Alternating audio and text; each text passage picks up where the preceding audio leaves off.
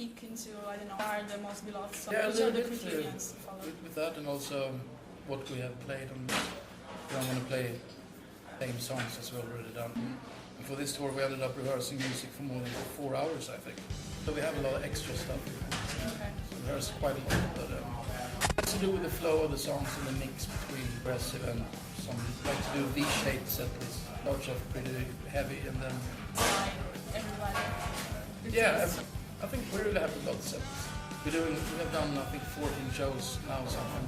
It's the time when it starts to sink in and you can relax and enjoy it. 10 shows before it's close to. About your last album, The Communion, and how do you think you received the album? What's the that you received? So, it seems like a lot of people like it.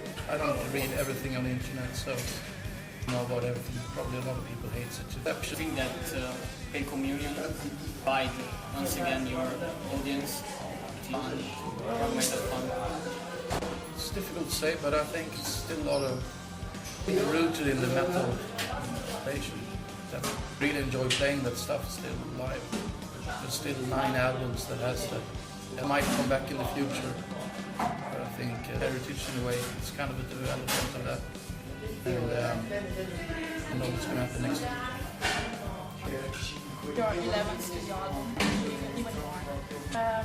Into your relationship with your career, do you embrace who you were even only 10 years ago, or are you the kind of band present and not think it so much? I mean, I've been in the band a bit more than 7 years now, soon 8 years. I think every album, if I look at it in an objective way, own kind of sound, the album has some kind of development. That's still one thing that we try to create for every album, to do something. I think that your albums still have some influences about playing the 70s and 80s, and when the sounds maybe was rougher than today, yes.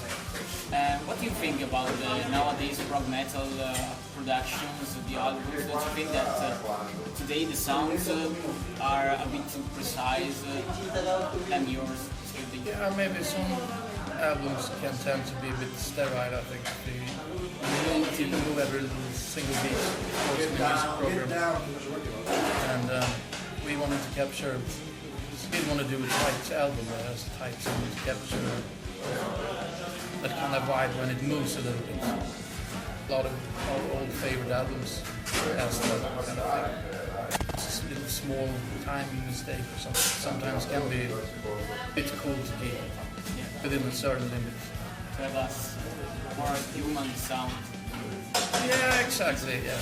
But you still want it to be punchy and as tight as possible. It's always a question to play as tight as possible. A very interesting thing about it. At the moment it seems that everything is like a huge mess. Nobody knows what happened next, how the music industry is gonna, swimming in the piracy. So I was wondering, in your opinion, who is to blame and what can be done from the artist point of view and how? In a way, different with the pop artists. Pop artists do most of the streams, But somehow I'm not really pro in this area in a way because I don't really know how these streams work. You do get some money. Yeah, but very few. Yeah, you need to have millions and millions of streams. So it's a bit of a problem, I guess. I think the labels try to come up with new ways to work around it. Something, an ongoing process. It's a bit of a tough question, it's a big question. I think band today, compared to maybe 80s, when band released one album, they only did usually one tour. Yeah. Now these days, you Everything do 2 is based or on even tours 3 tours. Bands have to work harder. Musicians publish a record to be able to go on tour. Yeah, it's more like that, but also in metal and horror, I still believe it's still people who likes to have a physical product. They go out and buy. I do it still. So we'll see what happens. It's a mystery. yeah. Nobody knows. Do you have any Italian band that you like to listen? Michael listen a lot of Italian bands. Yeah, well, when we played classic Bocconi for a while ago, that was really cool. I was mostly familiar with him, with the Dario Argento horror movies, but Suspiria and stuff. And I also listened to another band that Michael recommended, Museo Rosenbach. Museo Rosenbach, some 70s pro. Okay, now we have the last question. It's a fun question because we want to give some space also to your fans. So. Oh, okay. So, how does your creative process work? Are you able to write when you decide to do it? Or maybe you need to be taken by surprise by those special moments that inspire you? And also, do you think about the possible external reaction to what you create, or you try to keep that kind of pressure outside the studio? It's a long question. Yeah. I don't know if I remember. Real fun. Yeah, well, first kind of question, I think, comes to creative, it could be different scenarios, like if you just sit around and playing a little bit, practicing or whatever, sometimes a riff or idea can just pop up.